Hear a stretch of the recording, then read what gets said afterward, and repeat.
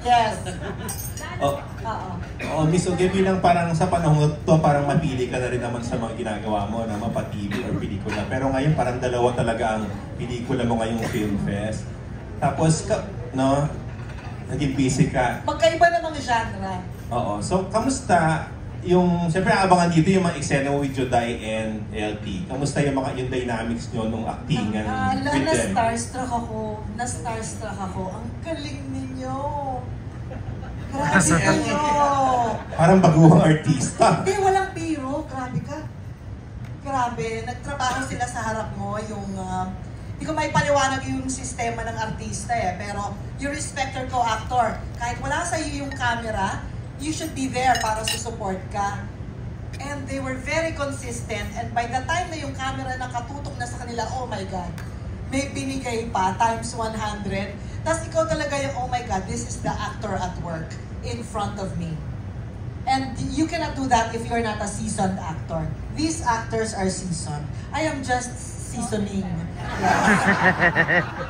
Yeah. These are Chanda Romero, Judy Ann Santos, Lorna Tolentino. Come on! Diba? Let's give it up for them. Yes! Anong challenge sa'yo, Miss Oge, nung horror to bilang siyempre seryosong itsura mo dito? Ay! Hindi ka dapat matawa or Ay, what? totoo. Takot-takutan ako kahit hindi naman talaga nakakatakot sa paningin ko. Kasi wala naman talaga kayo nakikitang multo eh, no? Pero syempre, maisip mo lang, bumalik ako sa'yo, Direk. Maisip mo lang si Direk, takot ka na agad. Yes, Direk, ginawa kitang motivation, sorry. Babawi na lang ako ulit. Oo. Yeah, but the script itself, even just the sequences, ay, galit. Sorry, hindi ko na talaga, medyo pabor na pabor talaga yung papuri ko dahil maganda talaga. So, tama ang mga combination, tama ang script, tama na buong pamilya, but at the same time, tradisyon na horror ang pinapanood kapag Christmas. So, kumpleto, di ba? Ito na yun. Parang guest role ka lang dito, so medyo maiksi ka lang ba namin makita sa screen or matagal-tagal din? Medyo haba-haba yata, Alan. Hindi ko pa rin napapanood, pero while doing it, hindi ko naman naramdaman na parang maiksi because the role is very important. The role is significant. The character. My character's name is Georgia. May kilala ka, Georgia? Ano, pagpapromotin mo na ba si Uge? Opo, pupunta po ako kay Maricel Soriano. Naku, thank you Maria at pinapromote mo ako. Iniimbitahan ko po kayo na suportahan, ipamalita ang Espantajo. Napakagandang pelikula. Hindi na po namin ito masyado pang dadagdagan ng kung ano-anong description. Pero ayon po sa director namin, at ayon sa writer at ayon sa aming producer, di naman po sila mambobola. Napakaganda po ng pelikula. Maraming salamat po sa inyong support. See you at the cinemas. And congratulations, Miss Judy Ann. Direk, I love you. Papromote po ako sa ibang medium, sa ibang platform. Thank you, Miss Oge. Para kay Juday naman. Yes po. Oo. Judes, parang yun nga, sabi mo, di ba, promise sa'yo to nabanggit mo sa amin nun, di ba, promise sa'yo talaga ni Direk Chito, nagagawa kayo ng horror together. So, nangyari siya 27 years after nung first movie nyo. Ito yung panahon na parang mapili ka na rin, hindi ka na masyado rin, di ba, gumagawa ng pelikula, busy-busy ka sa pagiging nanay, and ganyan. So, parang dumating to sa panahong ganon. Buti, yun, tinanggap mo pa rin talaga at paano ka na-challenge sa pelikula to sa dami ng horror din na pala nagawa mo na sa buong career mo? Challenging alone yung schedule kasi. Nagiging mapili sa project for the simple reason na ibinigay ko na rin naman pati kaluluwa ko nung bata ako sa industriya to. So may mga pagkakataon na talaga na sisinsinin mo yung tatanggapin mo kung minsan. And I think it's just about time na makagawa uli ng pelikula because it's been 5 years already. Nandun kasi din siguro yung point na sakto lahat, nasa timing lahat.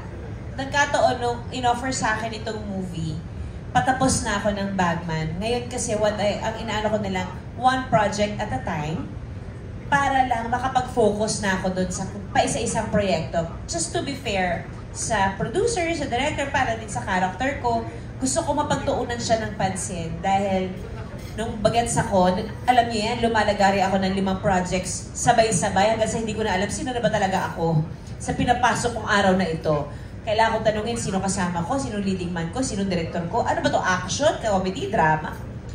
Na-realize ko hindi siya healthy sa craft na tatanggap ka lang ng tatanggap ng hindi mo pinupulido yung trabaho mo. Unfair. Hindi to pera-pera lang. Nandun na ako ngayon sa gawa tayo ng quality ng mga proyekto kasi gusto ko ito mapanood ng mga anak namin. Gusto ko proud sila sa nanay nila. Gusto ko proud din ako sa trabaho ko, sa craft ko. So, when Espantajo came up, isa lang naman ang sinabi ko, I have to finish this project first. Pupunta lang kami na may football lang si Lucho, tapusin lang po namin yon. Then pagbalik, pwede na akong umarangkada. At least, nakafocus na ako. And then pagbalik, kompleto na yung cast. Hindi ako nakailan kasi nga, pag may trust ka nga sa pangkabuuan, papasok ka na lang eh. As is, where is na. Sa pag-prepare sa character, pinag-usapan na lang namin ni Direk pagdating namin sa set ng day 1 namin. Paano na ang atake mo dito as Monet? So, tinanong ko sa kanya, paano gusto mo? Eh, ikaw, anong gusto mo? Ay, so walang katapusan na tanong to. Hanggang sa, may mga nuances kasi na kailangan very specific.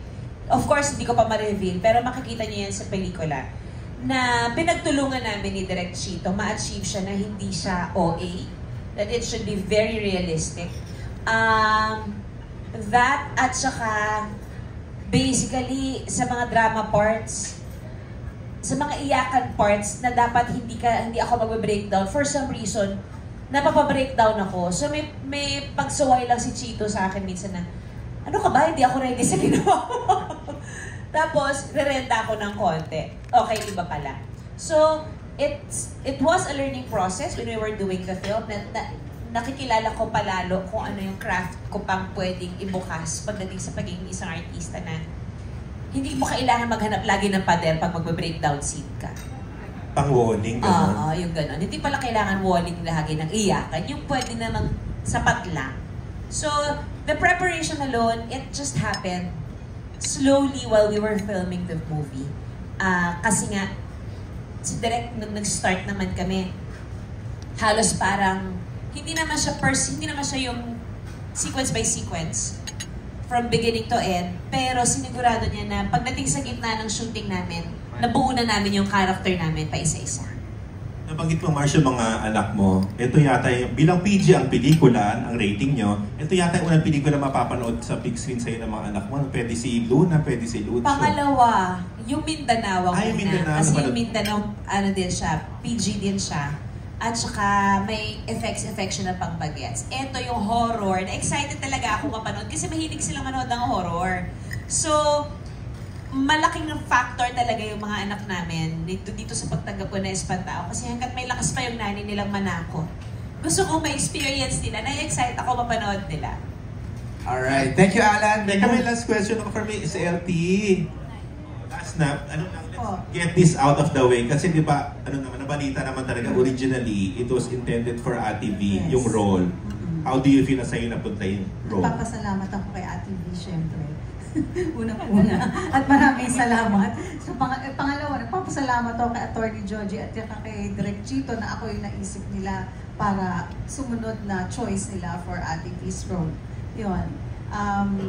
Yun na. Anong gusto mo yung role ko? Hindi ko pwede masyado i-reveal yung role ko eh.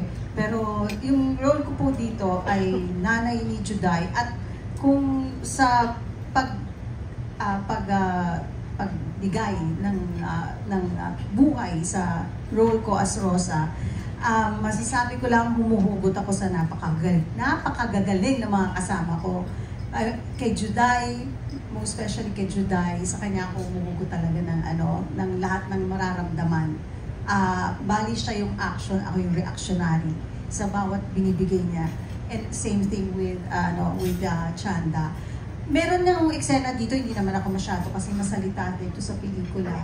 So, meron ako eksena, nanunood lang ako sa kanila, kay Janice, kay Kian, kay Mon, kay Juday, kay Chanda, nanonood lang ako sa kanila.